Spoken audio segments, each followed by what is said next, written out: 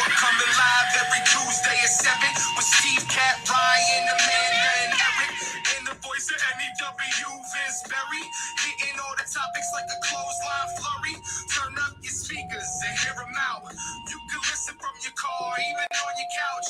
They too raw, who NXT? Handing out SmackDowns, follow on IG. Plus, it's sponsored by TagMeADate. Go to YouTube and sub now for every update. It's all wrestling here. No safe space. Now listen in. Time to hear from some of the greats.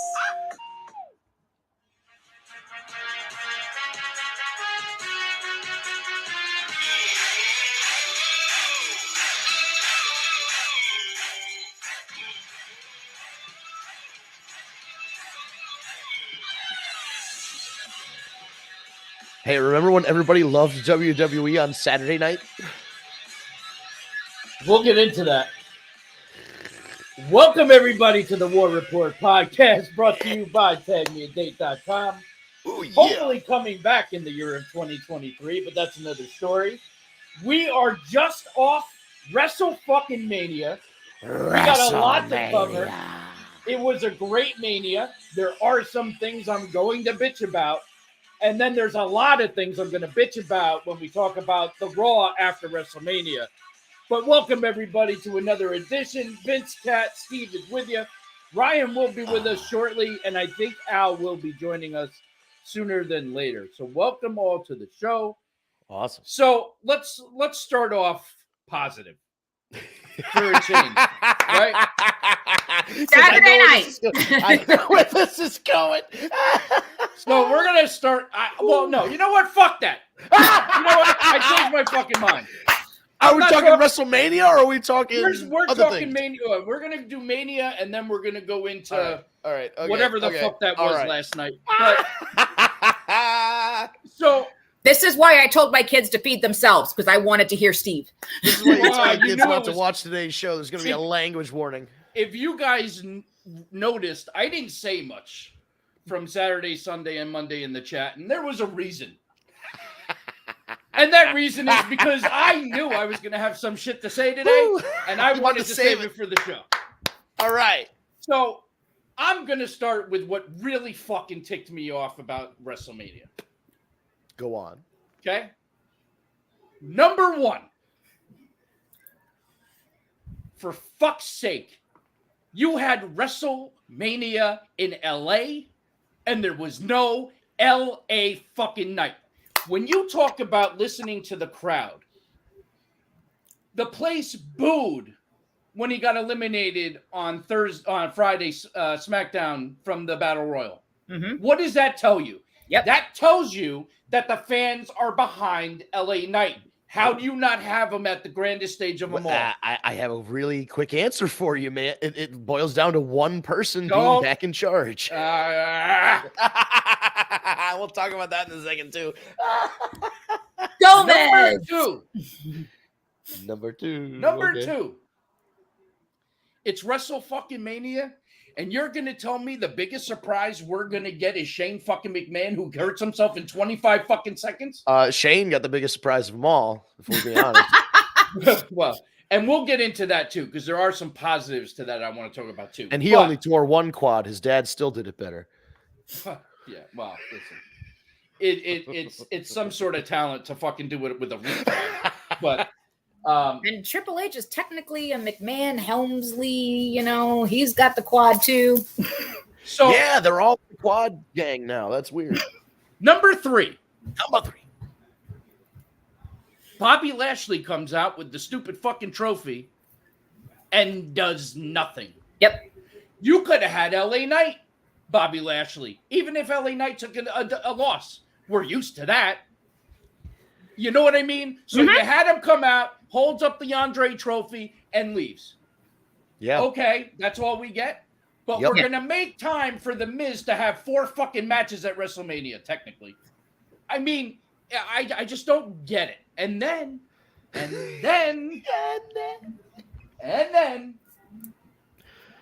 I saw pictures. Bray Wyatt was in the fucking building and didn't use him. Do you Those know are who- my top 3 dislikes Steve, do you know who doesn't really like the Shut up, Fiend? Vince. There are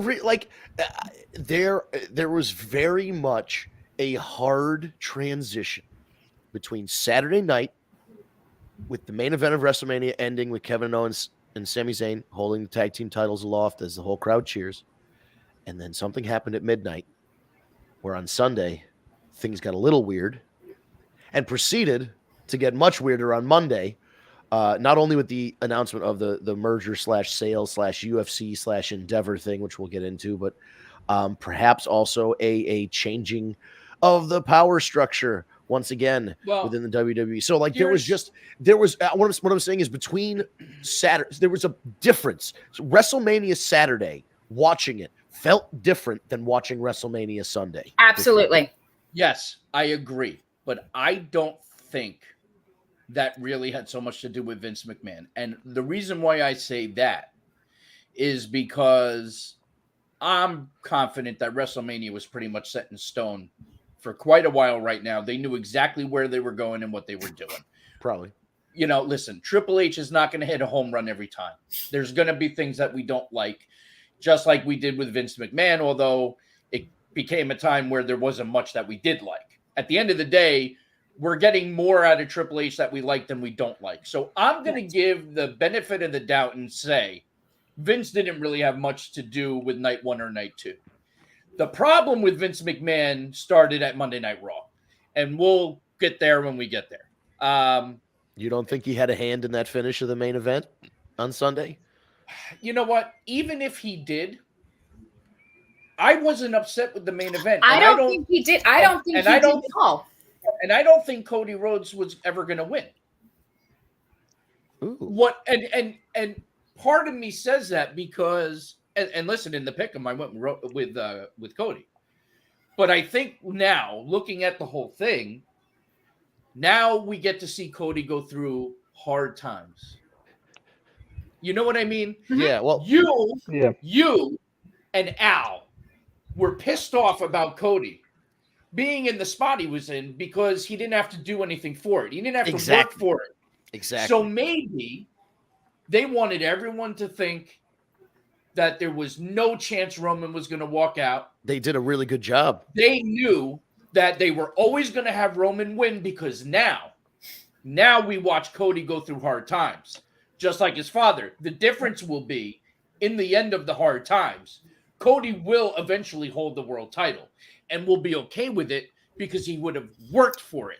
Right. He needs to get his ass kicked a bunch of times. Well, I mean, we'll get into that on Raw. He paid for that. He got his receipt last night then. You know, Triple H. I really, so that's why I really stand behind the fact that I really don't think Vince had much to do with any of the booking really for Mania. I'm sure he had some influence. Don't get me wrong. Do you think that Triple H, despite what he said in that interview last week, still has a problem with Cody smashing that throne a couple years ago? No, I don't. I think if he I don't think he cares. I felt like the last 2 nights were a sign. I'm like, oh, he's still mad. I mean, listen, No. at the end of the day, regardless, Cody Rhodes main evented WrestleMania, and he main evented, like we're talking night 2 main evented, which is really the main event. I mean, let's be honest. Right. You could call night 1 as a main event, okay, because it's the last match of the night. But the true main event of WrestleMania is Sunday night. Yeah, and just to touch on it, I mentioned this in the chat. I think we are at a point where this. I know they're doing it for financial reasons. WrestleMania does not need to be 2 nights long. A lot of those matches weren't WrestleMania.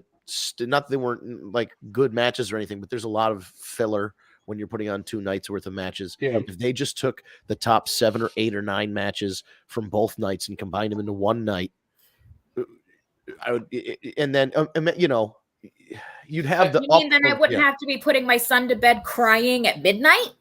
Yeah, that's the other thing. They're part of the argument, and this is the other thing for people. Poor cat.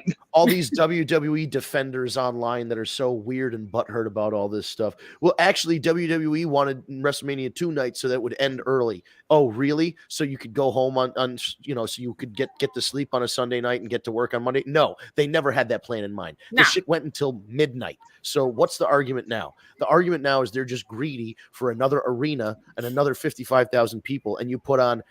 Listen, it's worth the price of admission to see Kevin Owens and Sami Zayn beat the Usos. It's also worth the price of admission to see Roman Reigns go against Cody Rhodes.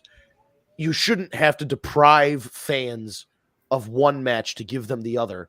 To say buy one show, buy the other ticket wise, or buy both nights because you don't know when your favorite person's going to be on. I think it's kind of a shitty. That's the other thing that sucks. You don't know what matches you're going to see. Right. You don't find out until like a day before or even the day of what the final lineup's going to be. And that was an argument I was having this conversation with Al because we are planning to go to 40. Oh, right? Yeah, in Philly, we're all planning to go. But then Al goes, well, what do we do? I said, what the fuck you mean? We got a year. We're going to have to go to both. You can't go to one or not the other because you just don't know. You know, it's like if you go and choose night 2, you might be getting The Rock. If you go to night 1, maybe you'll get Austin. Well, I want both. So I got to now spend probably $2,000. Right. You spend double. You know, to go to night 1, night 2, Raw and hotel. Oh, right. And then that's the other things, the travel expenses. Right. Yeah, it's a difference between seeing the Miz or Pat McAfee. Well, right. Yeah. So I'm sorry, Shane or Pat McAfee. My bad. But I do want to say this because I started off with a lot of negatives, but I got to say, overall, I thought this was actually a great WrestleMania. You know, again, there are going to be things that we don't like. There's going to be things that just confuse us. But ultimately, I was okay. Night 1, let's break it down, right? It opens with Cena and Theory. I mean, listen, to me, that was the right finish because if the match was bad, the whole thing was bad. If Theory is going over, right, it has to be with something like a low blow. So I was okay with the finish, but yeah, the match was shit. Yeah. It wasn't, you know, the idea when you book is you want a very strong open, you want a very strong close. To me, that wasn't the strongest open. It was a feel-good start, though, with the entrance, with the Make-A-Wish kids and everything, though. That was the right feel-good moment to start the event. I mean, that was cool, but we know that Cena's granted the most wishes. Like, absolutely. I mean? But, you know, what other entrance is he going to do? You're going to get 501 people standing there now? I mean, there's no other entrance he can do anymore. I don't think Cena needed a special entrance, to be quite honest with you. Just him being there is you know, people got excited because Cena was going to be at Mania. I don't think he needed to have a special entrance. It's not like he really was there long enough to build a feud. He made one fucking appearance, and then they had this match. There was no real build. So, you know, it's like the people that got the special entrances, I think, deserved the special entrances but then they because they worked their ass off. Well, it doesn't matter. I mean, listen. No, I know. That was always that's like the indicators. Like, oh, the special. If you got the special entrance, we're giving you the special entrance because you're like handing the weight belt over to Brody Lee's kid is like, oh my god! And then just to have Cody get the shit beaten out of him two nights in a row. I'm so used to Brody Lee Jr. wearing the mask. Yeah, that I totally didn't even realize when he did it that was his son. I read it later on in the night. Yeah. And then I was like, all right, that's fucking awesome. But actually, kudos though to Michael Cole though, because he did actually say it on the air that's who he was. Yeah, he did. Maybe called him Little Brody. Maybe that's how I found out. Maybe he said Little Brody, John Huber's son, and everything. It was actually really cool that they did that. That is. And I'm sorry, Liberty was freaking adorable. So they opened with Theory, Cody. Yeah. And then the second match of the night was that Omos Brock? Was that number 2? No, that was the first match of night 2. That was. Yeah, that was night 2. What was the second match of night 1? The fatal 4-way tag. So it was the Ricochet, the showcase of the Immortals. Everybody. Yeah. So that was a match. That was a match going in that I didn't give a flying fuck about, and you know, to me, that's a match that should be on Raw or SmackDown, not at WrestleMania. But I will say on that, it was a great match, and I was glad to see the Profits go over because I went and picked in our pick. I went with. Ricochet and Strowman just because they've been pushing them lately. Right. But I was very happy to see the Profits finally get a win because that happens so infrequently now also. So, but overall, a match that I wasn't looking forward to, I thought it hit. I thought it was a great match. It did do good, great spots, right? I mean, you know. Yeah, it was fine. I mean, it's not a bad match by any means, but it's just, you know. Not a WrestleMania-worthy match. Right. The finish was fun. Right, and I hope it's setting up something big for Montez. And I mean, both of them, but Montez is supposed to be the breakout singles guy of that group. Dawkins is trying to not be the Marty as we see Marty Jannetty and Cat's background. Dawkins is killing it. He really is. So he I feel shouldn't like be the Jannetty, quite honestly. And I don't think he's gonna be. I think there are two Seans in this tag team, baby. Listen, I think you should keep them together. You can still they can just be singles guys titles, yeah, but be together like the New Day, like Crash and Bob Holly. Right, exactly. Yep. After that, we had Seth Franklin Rollins against Logan Paul. So let me just tell you this, and then you guys can take this one over. Sure. I thought Logan Paul's entrance was fucking stupid.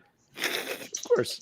I really it was. I could have walked faster. First of all, I don't know. I thought it was pretty fucking stupid. Shawn Michaels did it better. Yeah, for sure. I loved Seth Rollins' entrance.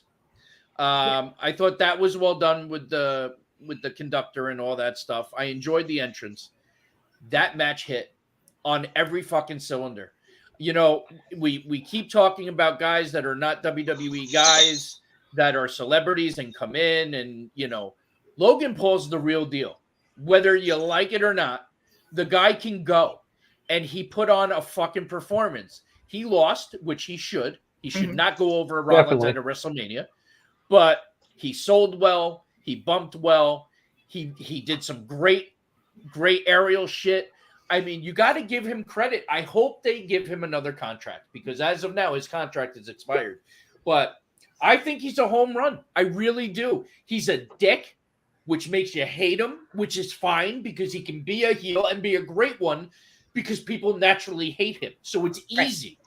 But he backs it up in the ring. Yep. So my hat's off to him. I can't say a negative thing about it other than the entrance. But looking back now, don't you see that the entrance was all part of it? It was part of the annoyance of Logan Paul. Yeah. He comes out with the mascot with the thing, and it turns out to be KSI, who's also a phenomenal pain in the ass from the YouTube world. So, try being in a house with a 14-year-old when that happened. Hey, you want to talk about a loud freaking pop? I'm sure. My God. The KSI reveal where they ripped the mask off of a giant bottle of energy drink. Honestly, you know what? I think that might be the funniest shit I've ever seen is just they intentionally put, because the first thing my partner, when I was watching this at the bar and there were people out there, and they're like, why does the mascot bottle not have a face on it? Why didn't they? Because usually with those kind of things, the mascot, you leave a face for the person, so you all know it's mascot. But they intentionally covered it up for the big reveal, and then what I thought was great, perfectly timed. It was the mask, the reveal of KSI, blah blah blah. Seth is down on the announce table. Logan Paul's up top, and they timed it just right where Seth slipped out, grabbed the top of the costume and pulled KSI onto the table. And KSI was able, he's an athletic guy too. So he was able to, hop up on the table and then go take the table bump as Logan Paul crashed through. I don't know how you'd practice that, but if they did, whatever they did to get that timed right, two guys who were non-wrestlers timed out what would be a very complicated thing to do. Well, so, not only that, but I mean, a lot of that was Rollins. Oh yeah, Rollins is fantastic too. But it's interesting to see these guys, Logan Paul and KSI, who are both, they box, they're athletic, whatever. Yeah, but the timing and the sell of it was really good for being amateurs to this. For being amateurs, yeah. And then of course Seth is the pro, and Seth goes out there and does what he does, and he has, after last year, and especially hearing that Logan Paul's contract was up with WWE as of WrestleMania, you kind of knew what was going to happen, and Seth had to get that. Seth had to get that victory back. You can't just, you know what I mean? You can't just, you know what I mean? Seth had to be the guy to bring. Logan Paul was beating WWE superstars. A WWE superstar had to beat him on the way out. So Seth was the right choice. Except for the outfit, man. He looked like something Jeff Jarrett's old wardrobe. Listen, I don't think anybody really had. Well, Dom might have had the best WrestleMania costume. Yeah, a lot of people tried. I don't know. It was fine. I just that's what this might as well have been fine Mania. I'm going to say that about most of the stuff on here. It was fine. It wasn't offensive. It wasn't terribly bad. But at the same time, there was a lot of stuff that didn't blow my mind that this was on a WrestleMania, the grandest stage of them all. But this, to say that Seth and Logan Paul, that was, with the spectacle of the celebrity wrestling and then another celebrity involved and then having the big spot at the end, that's a WrestleMania moment. So I don't have any problem with this match. It's just like overall, I just felt between two nights, it was fine. And you never really want to come away from a WrestleMania going, it was fine. Well, we've come away from some WrestleManias of the past saying it sucked. So fine is better to step up. I suppose so. Yeah. Definitely. What's that thing after that? Yeah. What was after? Oh, I have the Wikipedia page up. I should just refer to that. It was the 6-woman tag team match. Trish Stratus, Lita, and Becky Lynch defeated Damage Control. Pretty straight up. Nothing funky happened. Nobody turned. Nothing earth-shattering happened. And Damage Control once again loses, as they do, because apparently they are losers. I don't know. What do we Role model losers. Yes. They're the best of the losers. Apparently. Imagine you went back to us on the podcast a few years ago when Bayley was one of the hottest acts in the world. Did she really walk out?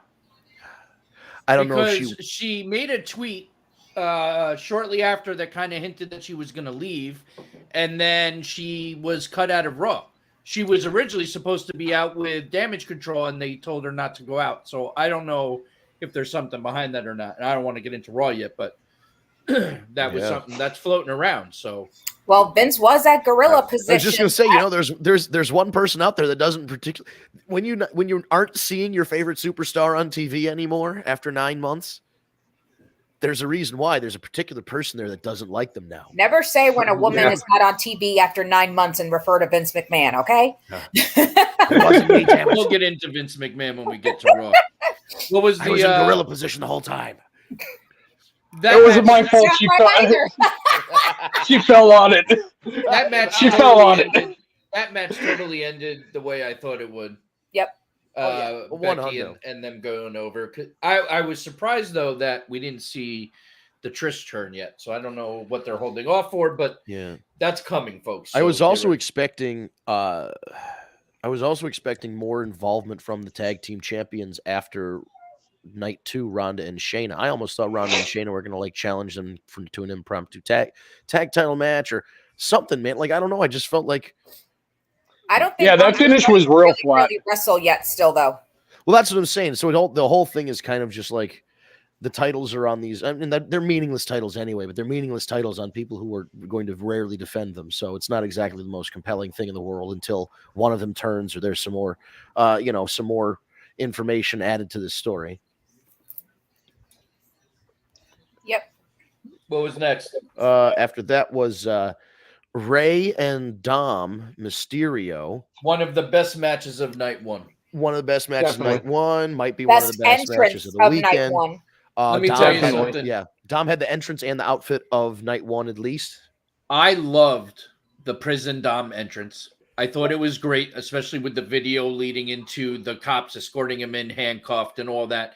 I loved it because it's hilarious, because we all know he hasn't been locked up. But a great entrance. But then you go to Rey. Number 1 comes out with Snoop Dogg and a lowrider to Ain't Nothing But a G Thing, which then turns into Eddie Guerrero's music, which I don't even know the last time that I heard his theme music played at a Mania and gave me goosebumps. And then Snoop cheering Rey on, the whole thing worked. Then you had his daughter and his wife front row, of course.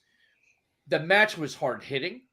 Let me tell you, Dom has impressed me beyond my wildest dreams. He is this heel turn, this prison Dom, putting him with Rhea Ripley and the whatever the hell they're called, Judgment Day was the best thing to ever happen to him, because he's turning into Eddie Guerrero, and that is fantastic. I thought Rey going over was the right decision. Dom had to learn his lesson. I loved how they got Aaliyah involved, and I like how they got his mom involved. Yep. The whole thing worked. The finish was great. The false finishes were good.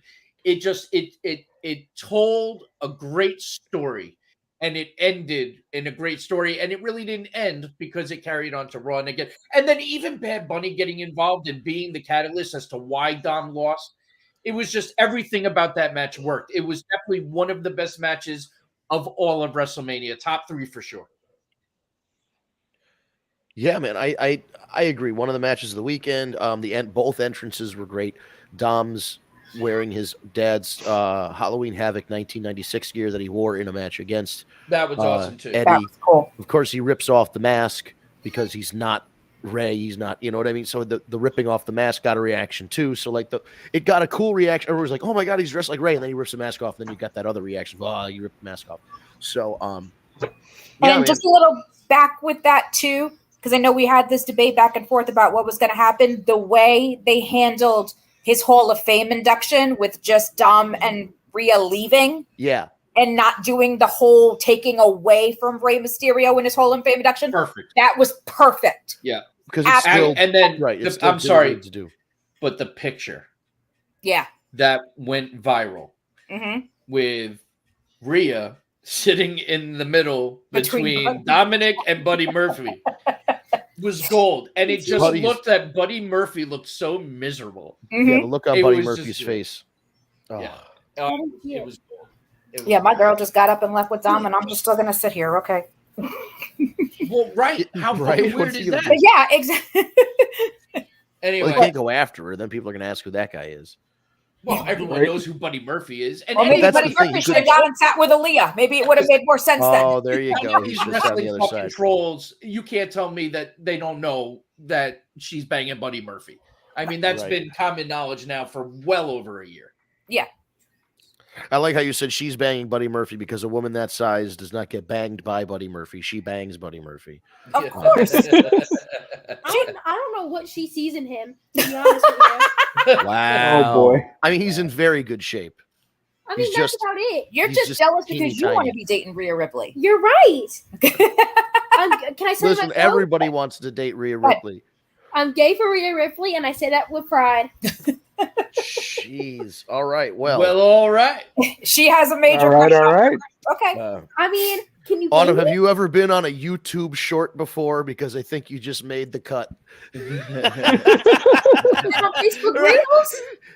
Ryan, get that, cut it up into a 10-second chunk and just loop it over immediately. Yes. ASAP. I need to get a pen. Write down the timestamp.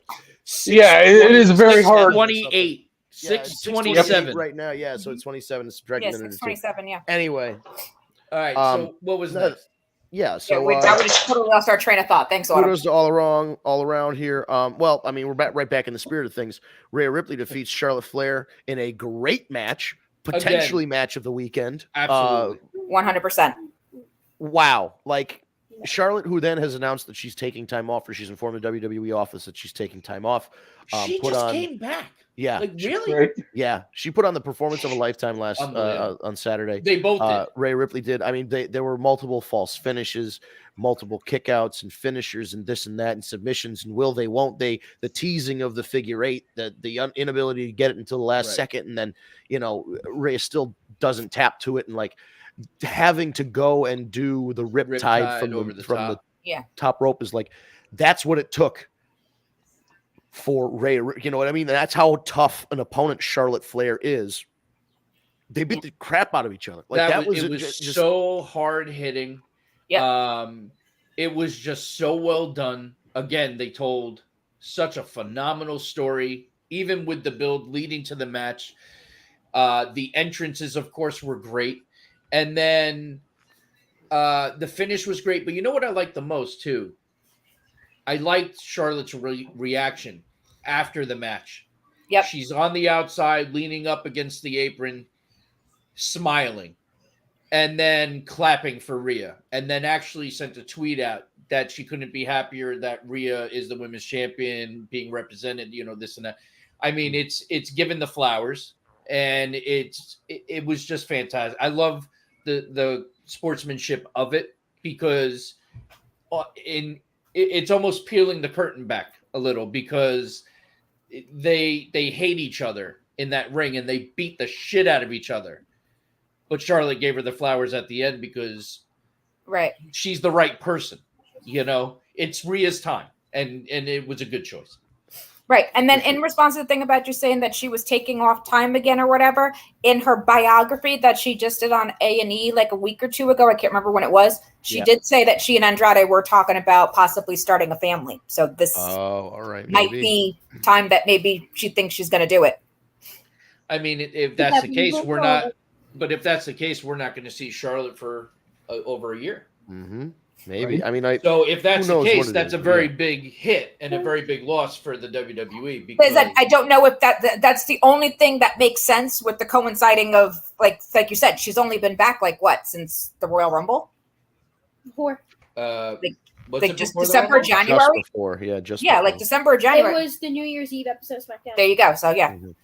Nice. All right. So there. I mean, I don't know. It's still Ryan. You've been replaced. This intern's got you. What was next? That next was Pat McAfee beating the Miz by pinfall in So whatever. Listen, Pat McAfee to me is always a nice surprise. He did some great spots. I'm a big McAfee guy, so I was okay with it. I always love when it's fine. When it's up against the Miz. I liked the interaction with him and Snoop leading up to it. That segment. Man, I wish Eric was here right now because that probably pissed him off more than anything. That's his two least favorite. Well, no, he's turned around on Miz, but I just can't for the life of me understand how he can't get behind McAfee. His energy. I mean, you could tell he's a true fan, and he's good. I mean, he puts in work. You can tell he's doing moonsaults. He's doing swantons. He's doing leaps to the outside. Like, he's the real deal. And watching Michael Cole's reactions every time he sees him is priceless now too, man. You could tell that Cole. You could tell that Cole didn't know that McAfee. Absolutely. Yep. Yeah. He had no freaking clue, just like with the Royal Rumble. Exactly. Yeah. Favorite. Cool. But those are the best reactions because they're real. Right.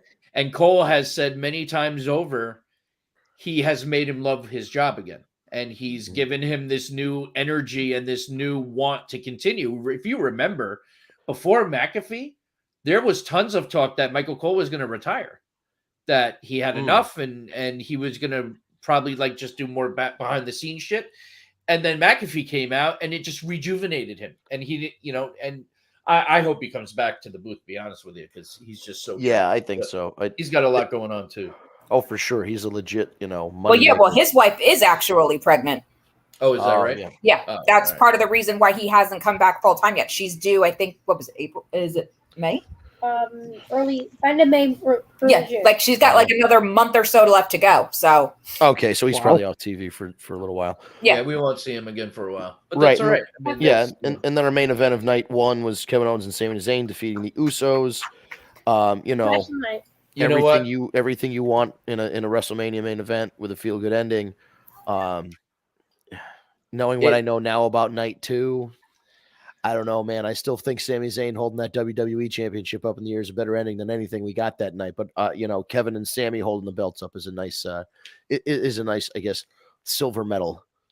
I've been saying a lot tonight about storytelling, and that's really what it's all about. The match tells a story, and then of course the actions leading up to the match are telling a story. And some are home runs and some aren't. This storyline has been a home run for over a year. Yeah. And it culminated and they delivered. The match, the Usos are so fucking good that they really are probably the best tag team ever. That's how good they are.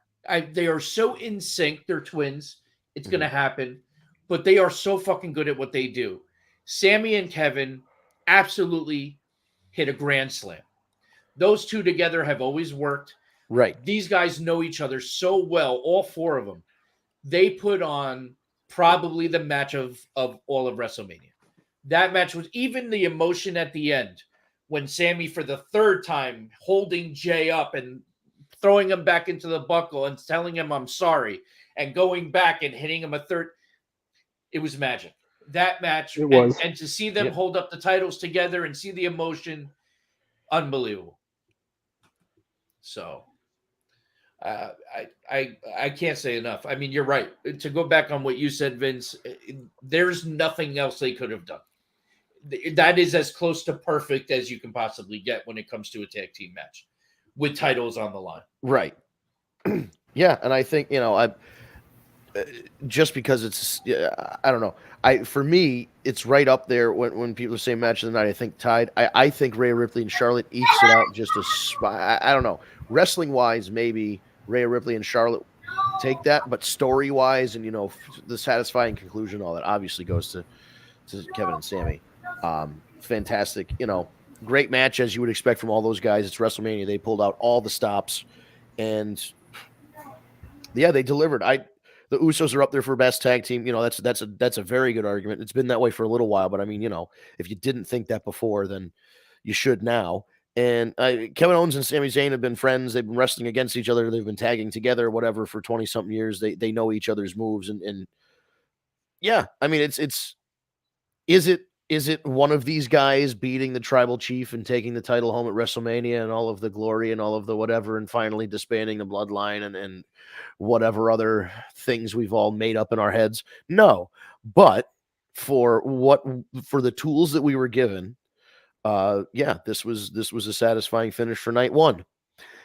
And with that, we now get on to what I would like to call the funeral for WWE, which is WrestleMania Sunday and the Monday Night Raw afterward. All right. Well, let's start with night two. And I don't think night two was that terrible. I mean, yes, there were some aspects, but we'll get into it. What was the opening? That was Omos. It was Brock and Omos. Yeah. I mean, listen, it was pretty much a squash, right. But it was what impressed Omos me. got some moves in. He did, but I knew Brock was going to hit the F5, of course. Right. But the ease that he got Omos up on that F5 blew me away. That was great. It was good. I'll give him that. Yeah, it's always going to be that was what they were looking for the whole time. Was that WrestleMania moment of Brock Lesnar F5ing Omos, a giant taking down another giant and all that. That was, that's what you're looking for. Was it irresistible force move is the memorable object? Right, exactly. Fine. It is what it is. Omos got a couple moves in. Brock, of course, wins with an F5, and it was just there. It's there. This was like that was the concession to Brock Lesnar and Vince McMahon. Was like, here, you get to have we're not going to put you in like a complicated match. We're not going to put you in a heavily technical match, and we're not going to make you stay past your bedtime. Right? Yeah. We're going to put you out there first, just like you like. Remember, like that WrestleMania we went to in New York a couple years ago. And then you go home. Up after that was the women's tag team showcase. Now this one was train wreck. Wow, yeah, that's wasn't my favorite match of the weekend, we'll say. It did not deliver at all. Should have been was on there. They should have moved that match to NXT. Oh, to stand and deliver. That would have been a good idea. Yeah, maybe with but again, you don't want to deprive people of their WrestleMania entrances or payday or whatever. But still, man, like I don't know. I feel like there was a better. What entrances? None of them even had any spectacular entrances. Shotzi didn't even have her thing. Hello. Yeah. So how doesn't she have the tank? I take it back. I take it back. They should all be fired, and that match should have been canceled. And I hope they take it off the Peacock network. And then, even it was annoying as all hell because that ramp was so damn long. They're still walking down while the next entrance music is starting. You know how they could have solved that, Kat? They just could have had Kid Rock playing the whole time. Just Kid Rock live. It's just over and over. Keeps rolling on a loop. But that's okay. Kid Rock on a loop as they walk out like WrestleMania 25 Women's Battle Royal. Yeah. So that was there. It existed as a concept in space and reality. I've never watched it my entire life. You haven't watched it. You're 14. It gets worse.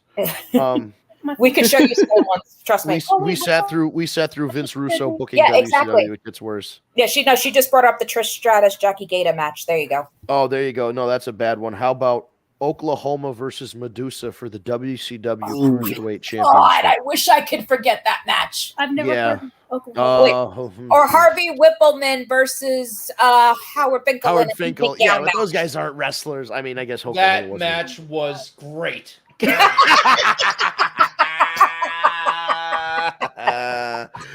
I loved everything about Harvey Whippleman versus You have Howard to see Finkel. Autumn's face right now. She's like, "What the heck are you doing?" Unfucking believable. Now you have to show her all these old matches and report back. Yeah. Yep. My homework assignment? Yeah, there you go. Has Oh, she one. ever There's your seen- homework Has assignment. she ever seen the blindfold match? Jake Yes, Roberts Jake and versus Rick Martel? Martel. Yeah, I that's love actually that match. That's such an That- iconic yeah. match. That's one of my favorite matches ever. Yep. She's seen that, and she's seen the nightstick on the pole match with Nails and the Big Boss Man. Nice. My favorite match is the Viagra on the pole match with what's his face? Billy Kidman and what's his face? The ugly blonde dude. Anywho, David what Flair, was, Ric Flair. No. Yeah. Oh boy. what was the next match? The next match I think was an evening gown match between Gerald Briscoe and Night 2, Vince. Night 2. oh man. No, That this was a bad another, one. You don't want to get future endeavored here, Vince. This Keep was going. another banger of a match. I picked the wrong finish to this one. I don't know if anybody picked the title retention in this match. Gunther keeps the Intercontinental Championship against Sheamus and Drew McIntyre. I went with Gunther. Nice. No. There you go. No. One of the greatest Intercontinental champions in history. Yep. Gunther yes. is the real fucking deal. I love 100%. I love him. I love Imperium. I love everything about it. Yep. Switch him back to Walter. And that match was freaking amazing. That went down as one of my nominees for best pick. I mean, listen, we said going in how hard hitting that match was going to be. And it delivered exactly what we said it was going to do. It was hard hitting. That match, not one of them were red all over their chest with blood vessels popping. The finish was great. That's another match that was great storytelling with a great story leading in and performance at a WrestleMania level that deserved to be in the top 3 for sure. Absolutely. Yeah, I just this is I've just heard a lot after watching that match. That's for damn sure. that the sequence where Drew is chopping Gunther and Gunther's getting the forearms. Yeah. Ugh. That was when Sheamus does like the 28 beats. that was Yeah. they just they beat the crap out of each other. It was when I criticized a couple other matches earlier for not living up to the moment of WrestleMania, this one, exceeded it met and exceeded the already high expectations people had for this 3-way. Oh, absolutely. It was definitely a WrestleMania caliber. Yeah. And the next one, not that it wasn't a WrestleMania caliber, I'm just disappointed with the finish. This was a very, very good match up until the last 15 seconds or so, or maybe just the last 3 seconds. But Bianca Belair retains her Raw Women's Championship by beating Asuka. Yeah, I Explain that one. I do agree that it was the phenomenal match. For Yeah. sure. Oh, really, not as good as Rhea and Charlotte the night before, but still up there in terms of like WrestleMania quality women's matches or WrestleMania quality singles matches and championship matches. Yes. Way Agreed. up there. Yeah, no, I agree. I am with you that I am very surprised that Bianca retained. I don't have an issue with Bianca still being champion. I think she's been a great champion. Right, she right. delivers and she's great. But I did think it was time for Asuka. She's 0-5 at WrestleMania. That's a tragedy. Like, I don't understand how. Didn't she retain one of the COVID manias? You could double check that. I don't know. But as far as Well, I'm concerned, In singles, that was a tag team match, though. In singles competition at WrestleMania, she has never won a singles she's match. she's 0-5. There we are. And you just repackaged her in a way, gave her the new look, which is phenomenal. And I don't know. That's a tough one to swallow. It is. She's Absolutely. so good. But on the other hand, I'm okay with Bianca. So Right. it's a tough one, but it was a great match. Definitely a great match. For sure. Yeah. And another fantastic entrance for Bianca Belair with the Divas of Compton. Yeah, right, and then the that children, little one who The danced with her at the contortionist, end, yep. the contortionist. So Yep. I'm watching this and I'm like, that must be her daughter or something. Like the way that they were interacting, I was like, wow, that's a cool moment. And then you find out that she's just a part of the team. Her mom passed away that morning.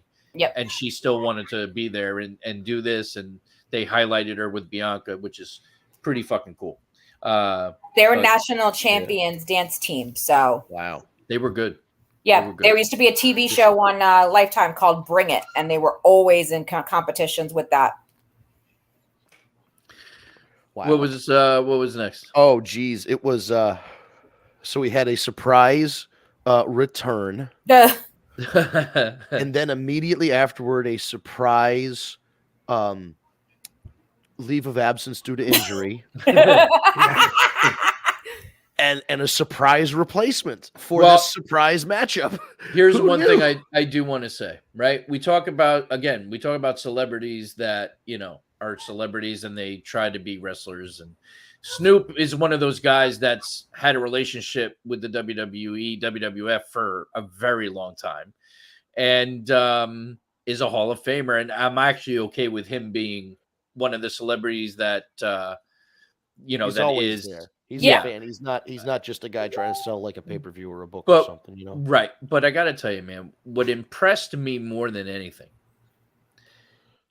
he's not a wrestler. Man goes down, which was not expected. Right. Miz stays down because he's selling and he's trying to probably figure out, oh my God, what are we going to do? Yeah. And Snoop just turns around and goes, okay, I got to do something. And Miz gets up and he knocks him out. He gets up and he knocks him out and does one of the worst elbows we've ever seen. It was entertaining. Right. And the fact that he knew he had to do something, you know what I mean? That wasn't scripted. That wasn't written. He was off the cuff and was like, okay, something has to go down. We're live on TV, and took it upon himself to do it. And it was a home run. So you got to give Snoop a lot of credit. Yeah, nobody cared how shitty the people's elbow looked because he just went out there and did it. I mean, it wasn't so much the elbow. It to be shitty. It's the uncomfortable way that Snoop hits the ropes with his arms tucked at his side, like he's he's pencil diving into a pool. You know what I mean? That was a really awkward. But correct me if I'm wrong though. Even with all the participation he's done over the years, he's rarely been in the ring actually wrestling. He had a match in AEW where he did the world's worst splash. Right. That's just that was bad. I think he's had 1-2 matches. So never practicing anything, completely off the cuff, like Steve said. I didn't give a shit what it looked like. I was laughing my ass off because I was like, holy crap, did he really just do that? Right. And this is at WrestleMania in front of 80,000+ fucking people, millions watching around the world, and he just flipped it like a switch, like a pro. Yeah, and they had the referee out there and the Miz were both guiding him through what to do, hitting the people's elbow, doing this or that, going for a cover, whatever it was. He's only done that in his living room, high as a kite on one of his friends that he's hanging out with. He's never done it in a ring. Right. Listen, I want you to make no illusions. Snoop Dogg was absolutely baked out of his mind that night. Of course. Well, so nobody expects any less. The only difference is it wasn't in his living room. It was at WrestleMania. And you know what? The only difference was it's not fucking Martha Stewart he did it to, okay? That would have been... Martha Stewart. Yes. That would have been too funny. I remember shortly after Snoop did that horrible splash in AEW, I remember somebody was doing an interview with Sasha Banks, and they brought it up to her and was like, did you see your cousin's horrible splash from the top? And she just started to laugh, and she goes, cousin, why didn't you call me? That's the best response. Right? I could have helped you, do a good one, but... Yeah, and just of course of note, if you weren't actually watching WrestleMania, you're confused what I meant about the surprise debut and then the surprise leave of absence due to injury. Shane McMahon came out, big as ever. Went out there, obviously hadn't stretched or anything. You know what I mean? Maybe he was phenomenal leapfrog, beautiful. yeah, and then he snaps what looked like every tendon in his left leg. Yeah. He tore his First quad. Yeah, but from the ankle up, it just looked it looked Oh yeah, bad. It looked just horrible. like his whole leg crumpled. And he immediately goes, I'm fucked. So they're like, oh shit. And Snoop Dogg comes in, does a nice job. Yeah, so that's it for Shane. He'll be back definitely eventually. be out for a while. Yeah. Edge defeated the Demon Finn Balor in a Hell in a Cell match in a Yes. what the fuck are we doing? Are you serious match? Yep. All right. Hey, like father, like son. Both of them tore quads getting in the ring. So my first issue, we heard all these rumors that Gangrel were going to be there, that Khan gave Christian a night pass to go, and then we got a pretty typical entrance. Like that entrance we've seen before. The only difference was he had a very cool mask on. Like I'll give him that. That was cool. But that entrance we've seen before. There was nothing great. Like I was very disappointed. Demon Balor's entrance, however, delivered. That entrance is always great. We haven't seen it in a long time. Yeah. I just don't understand how you bring back the Demon at WrestleMania and you have him lose. And then people say, well, Edge had to get his big win. Like, Edge won the last two. So, you devalue the Demon character. He should be this freak of nature that can't be beaten. He already got beaten once because the fucking rope snapped. I don't know. I thought that was a poor decision. It was a great match, but I thought it was a poor decision, and I was disappointed in the entrance. Yeah, it was just again, it was it was fine. Mania, man, it was fine. Like this was fine. I just don't agree with one of the few matches that I didn't pick the correct finish to. Is and it made the most sense.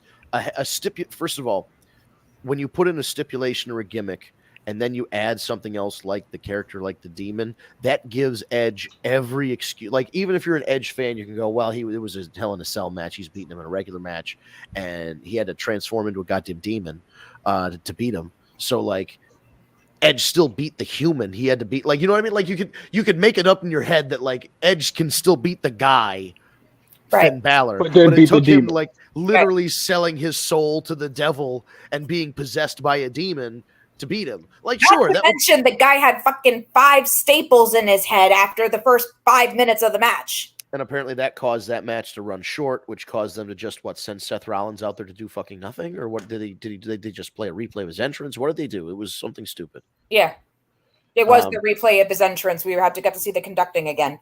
Wonderful. And that was because I guess both the Shane thing and then the Hell in the Cell match with Finn Balor being split open. Sick injury. They went home. Yeah, so both those went home early. They needed some time to fill. They filled it with. And of course, in our main event, and I don't know if I'm the only person, maybe Ryan can help me out with this. I said it last week. I can help you out. I said it last week. You don't bet against the tribal chief. You said it. I'm going on mute for this because Autumn will go on a I gotta tell you, I got my one point. I gotta tell you, I really, I thought the match was fantastic. I enjoyed the match. I loved the finish with Solo coming back, and it's because the whole time with all the false finishes, but the whole time you're going into it saying, all right, this is where Cody's going to take it. This is where Cody's going to take it.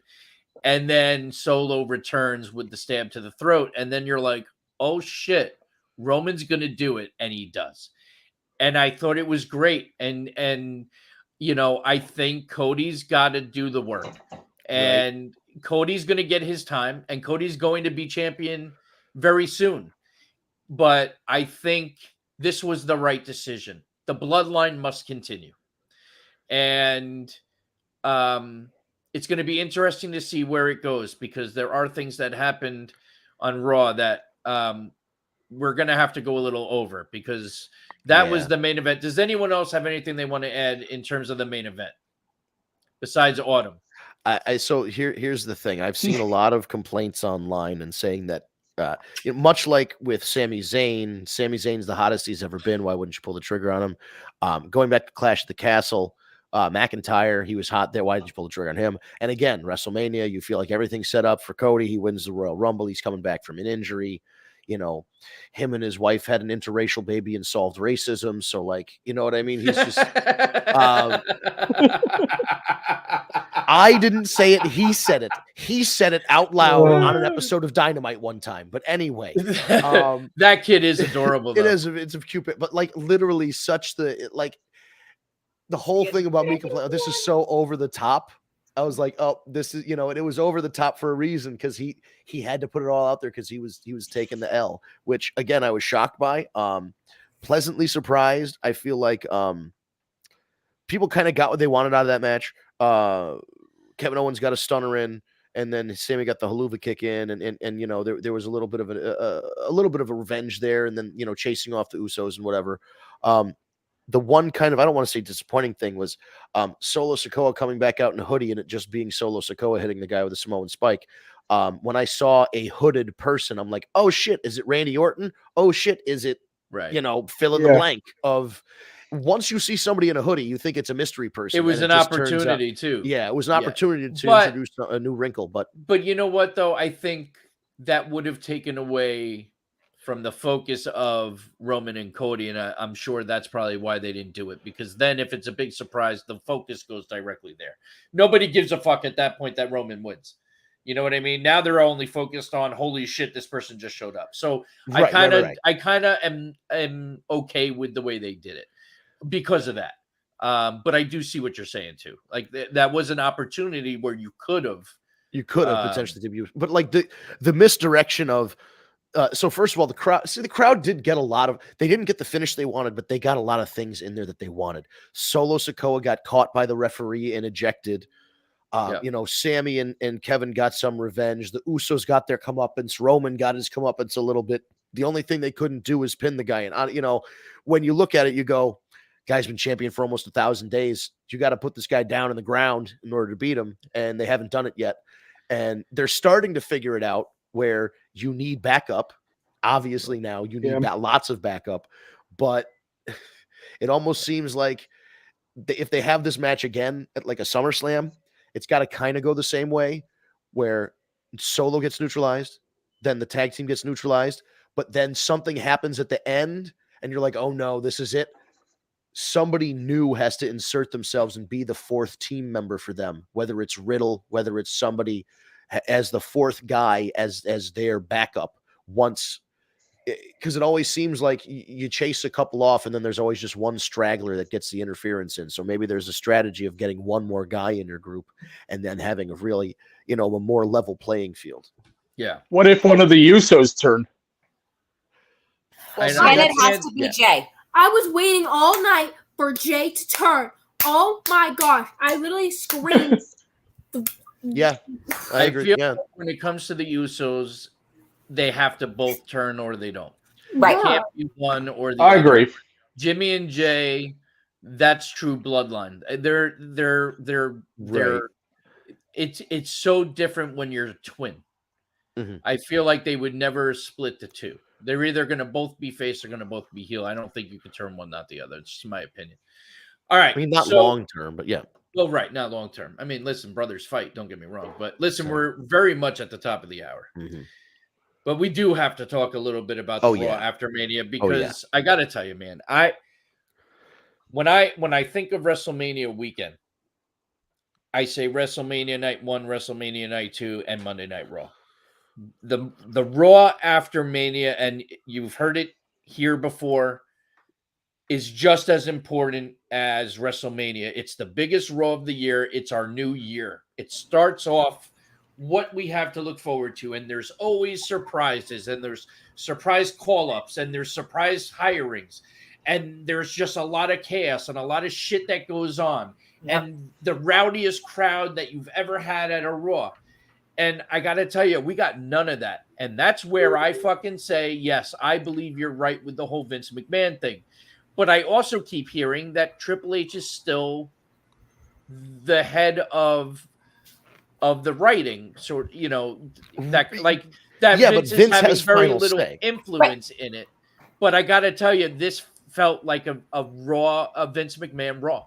Well, it did, because even they said in reports that came out or whatever, is that up until 15 minutes before Raw started, he was still Vince McMahon was still making changes and Yep. calling audibles and changes during the show last night from Gorilla, with Paul, Triple H, sitting right next to him, watching him make the changes. Mm-hmm. But he wasn't arguing. I guess he wasn't going to argue with him, obviously, in front of the talent. But then the talent started to get pissed off and everything because stuff that they were told by Hunter they were doing, he changed it. Yep. That's why I don't like during the show. That's why it became the Vince McMahon show last night. It just didn't give you the feels that we should get on the first Raw of the year. Right. I mean, you know, the so they open, great segment. Triple H comes out. Yes. Phenomenal. And I think it was perfect because they knew they had to address everything that they've been hearing all day. And I thought they did it well. You know, Triple H basically telling everyone, we're not going anywhere. Don't worry about it. Nothing's changing. You know, which, okay, hope that's true. You know, but 10 then minutes later, Omos is facing Elias. Well, right. So Yeah, where the fuck is that coming from? That seems vaguely familiar. And then you go right to the back and have the Usos sent to the jet because they're not needed, so they leave. And then you have the Cody interaction with Roman, and they wind up setting up a tag team match, and Brock shows up, which, okay, awesome pop. Great to see it. Was looking forward to it, right? Outside of that, there was nothing else to really talk about on Monday Night Raw. And then you get to the match at the end. We're all excited to see it. And before the match could even start, Brock turns heel on Cody and gives him the ass whooping of a lifetime. Crazy. 6 minutes of just F5s, Germans, and chair shots. And holy shit, beat the hell out of him. And notice how nobody came to Cody's rescue. Yep. Mm-hmm. But now the other question is why? Why did Brock turn? Why did he go after Cody? And why did no one come help him? Did Paul Heyman have something to do with it? Is Brock now going to be a part of the bloodline and be Roman's protector? Oh, Which I God. would find very strange after the history they've had. Right. But Brock has always been about the money. What if Heyman says, this is what I need? I'll Here's pay the you money. $1 million. What other explanation could there be? I don't know. I thought it was great. I do like face Brock because I thought he's been doing great, but Brock as a heel is always a home run too. And even as a heel, he's going to get cheered anyway. But I mean, there were people chanting one more time last night on Cody. So, you know, Brock is always going to be Brock, but I don't get it. I'm excited to see where it's going to go, but I'm very confused. So we'll have to see. But again, that's what gets you to tune in next week. But the whole middle of Raw, like outside of the first 2 or 3 really the first third segment and then the end in the middle, like it was just a regular Riddle's return Raw. wasn't even anything that spectacular. Well, I got True. excited for Riddle. I did too, but Yeah. it didn't really. But it wasn't like It wasn't like Raw Monday after, like exactly. I If it wanted was to a regular week, it would have been like, Right. yes, great. You- But like, the night you know, after like- Raw, no. it would have made sense if it was Jay White showed up or Matt Cardona. Matt Cardona, or who just his contract, Brian Cage is now Yeah. a free agent. You know, talk about somebody that could go up against Brock. Yeah. You know what I mean? So, you know, Braun Breaker, you didn't Yep. call him up. I Yeah, wonder Right, if he that- just call lost up, the yep. title too. well, and I wonder if him not getting that call up yet has anything to do with his father being an idiot. Oh my God! What I know. happened? You know how they like to I'll talk about punish. this later. Mhm. Yeah, so it's No, a whole not thing. you there. But you know, it's so, you know, who knows? But there were opportunities, and you didn't. I don't know. I was just Raw just didn't do it for me. No, it's gotten a bad reception online. People are, quick to point out Vince McMahon must be back in charge because the show felt like a Vince show. And again, the reports, Hunter being in charge of creative is fine. He's going to come up with a bunch of ideas, but what's going to happen is when he brings them to Vince, they might get twisted or manipulated in some way or outright dropped or changed to something completely different. So with Vince having the final word, Hunter being head of creative is, I don't want to say meaningless, but it's certainly a lot less influential than it was even 3 days ago. Now, someone correct me if I'm wrong really quick, because I may have missed it going back and forth or whatever with last night or whatever. They didn't do anything for Butch either last night, did they? I think they did. Did they do a brief memorial? I know they mentioned it on Twitter. They mentioned on Twitter. I didn't remember seeing anything video package. I thought they did a graphic. I thought they maybe have done a still graphic. I If they did, I missed it, and shame on us. Right. By the way, rest in peace. We lost a great talent, one of the Bushwhackers. Go ahead, Vince. Yeah, I mean, one of the best, Butch Miller, whether he was a sheep herder or a bushwhacker, hailing from New Zealand and starting off, Butch and Luke were not the family-friendly team they once were. They were the sheep herders. They were a very much a brawling, bleeding, street fighting kind of team. And, eventually you get a little older and that stuff starts to hurt. So when Vince McMahon came a-calling, obviously with the family-friendly 1980s wrestling, they could not bring that kind of style to the WWF at the time. So they changed from the sheep herders to the bushwhackers, doing their iconic bushwhacker bounce. They licked fans in the age of COVID that would no longer be appropriate. They were so much fun. But you know what it was too? For those of you that aren't familiar too with the sheep herders, they were a vicious blood fucking team. Like they were violent. They were crazy. And then WWE turned them into these fun-loving bushwhackers. But the fact that they were able to do both and do it so well, right, it just makes you such a well-rounded wrestler. And they were in their 40s when they got called to the WWF. Right. They were already they were like our age going. And you know what? And that was a blessing to the young talent in the back, because they were always known for guys that gave advice and helped out the younger talents and everything else.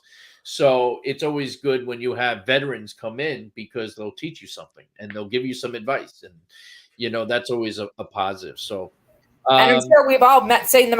They're some of the nicest guys you will ever meet, too. Yeah, for sure. Right, and they even after they retired, they kept in touch. They did autograph signings and stuff together. They obviously got inducted in the Hall of Fame together. All that stuff. And they're Hall of Famers, right? They went into the Hall of Fame. Yeah.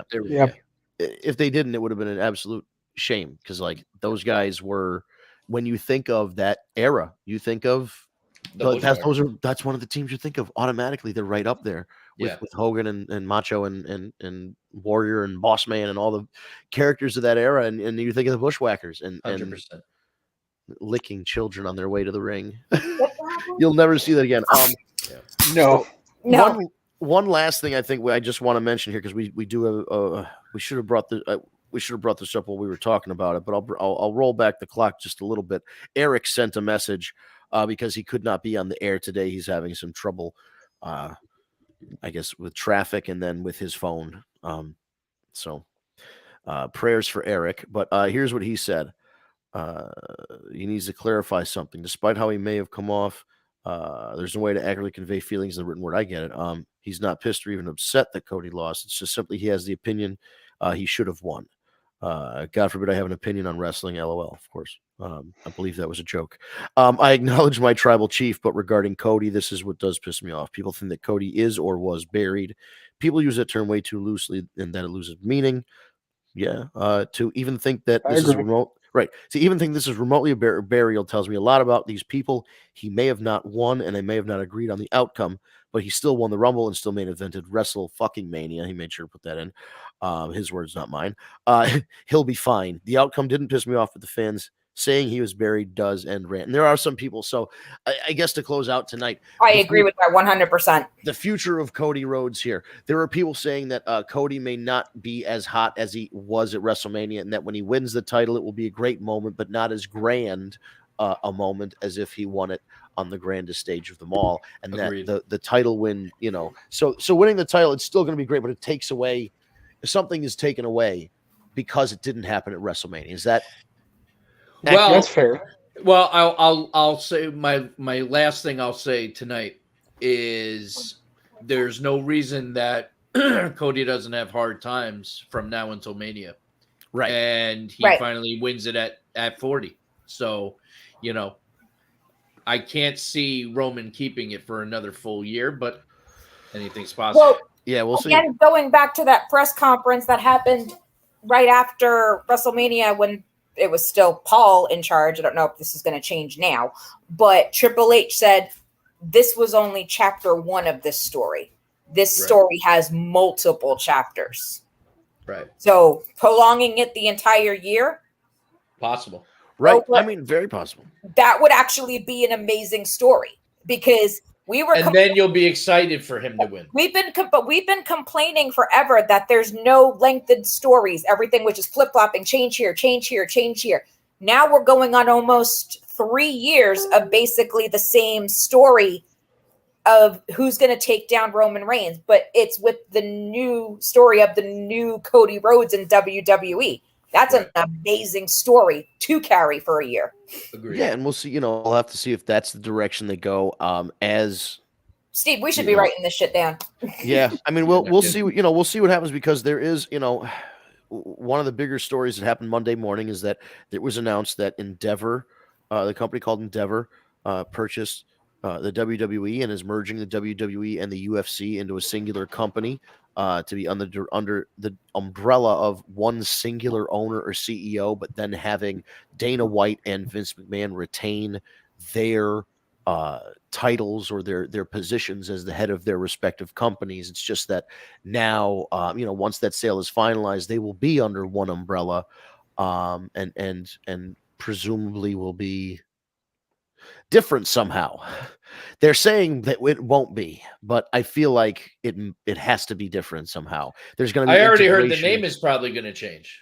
That it may not still be WWE. It'll be something else, or maybe they'll come up with something combined with UFC or right, because there's going to be integration. There are guys that are in UFC that are probably better suited for pro wrestling because they have good personalities and stuff, and it would just save their careers a hell of a lot of trouble and concussions and severe injuries to just like learn how to wrestle and those guys in the MMA fights. I mean, I know wrestlers wrestle more on average over a year, but when you go in there for one of those UFC fights, you can you can really get injured. Not that you can't in a wrestling match, but you can just get full on punched in the head and killed. It's a whole different thing. So now, and I also think that, is this going to change? The question a lot of people have is this going to change the Peacock deal, I guess, for another couple of years. So we won't really see that. But the UFC, the way they have it with ESPN Plus is that you have to have a $4.99 a month ESPN Plus subscription or one of those combined Hulu, ESPN Plus, Disney Plus subscriptions. And you can watch some UFC content for free streaming that way, including archive pay-per-views and Dana White's Contender Series and The Ultimate Fighter and all that. But to watch a UFC pay-per-view, it still costs the traditional pay-per-view rate of $70 that you're billed through your ESPN Plus subscription or through your cable company. So, are we going back to that? Is the is the UFC thinking forward and going, we need to be more like the WWE and get our streaming thing onto something that's a little more affordable? Or are they saying the UFC has the right model? We're going to pull WWE content back from something like Peacock and put it under our combined WWE UFC paywall that now I think time will tell. But I think it would be a huge mistake for the WWE anyway. Yes, because I absolutely agree. You have so many young kids and you have so many families that just can't afford $75 a month on top of everything else, especially right now in an economy where it costs you $10 for a carton of eggs. I mean, so you got to be cautious of that. I remember fighting with my parents every month when it was $29.99. Yeah, you'd have to find. Do you know how many extra lawns I had to mow to watch the Survivor Series or SummerSlam? Yeah, I will say this though: if they wind up changing it, we'll find a way. Because, listen. I will still watch a pay-per-view, but it would definitely suck.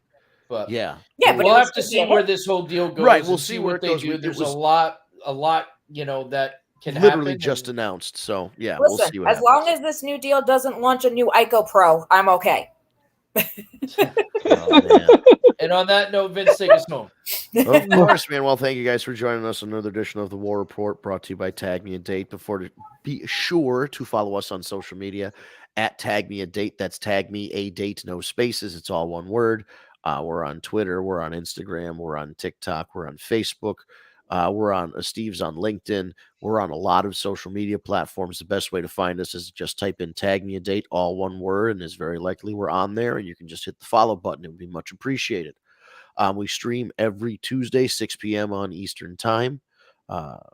We do it on several platforms. YouTube. I keep hitting my glasses on the thing here on the microphone. That sucks. It's really distracting. So we stream on YouTube, we stream on Twitter, we stream on Steve's LinkedIn, we stream on Facebook. As I said, most of the places we stream are at TagMeADate. The only different one is Twitch. It's twitch.tv/War Report. That's also all one word, WARREPORT. You can come in and drop a question, drop a comment. It looks like Tara was listening, but she's been late because she was sleeping all day due to feeling sick. I hope you feel a lot better if you're still tuning in. If not, I hope you listen to the replay, and I hope you're feeling better, Tara. If you want to be like Tara and hop in the comments and throw your questions and comments in the mix, it does help our conversation. It's nice to get an outside perspective every now and again. Feel free to do it. Just drop a comment on the YouTube Live or the Facebook Live or anything like that. We love to engage your conversation. Other than that, if you prefer the audio version, oh, here we go. Yeah, you're welcome, Tara. She was listening the whole time. Perfect.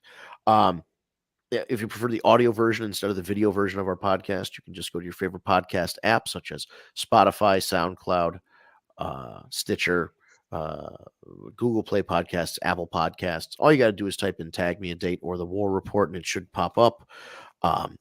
If you are looking at the War Report, there are 2 wrestling podcasts called the War Report. All you have to do is look at our graphic in the description of the podcast right below it. It's going to say TagMeADate on the graphic. It's also going to mention our names in the description of the podcast. You'll know it's us. Just give us a follow, and Ryan drops the audio version of the podcast usually within the hour of us going off the air. So we're much appreciative to him because I'm way too lazy to figure that shit out. So thank you, Ryan, for doing that. And you can take it along. And, once he uploads it, it just pushes right to your tablet or your mobile device. You can take it with you when you go to the gym or you're doing laundry or whatever else it is, driving somewhere, and you want to listen to a wrestling podcast. And the very last thing we ask you is to please spread the love here.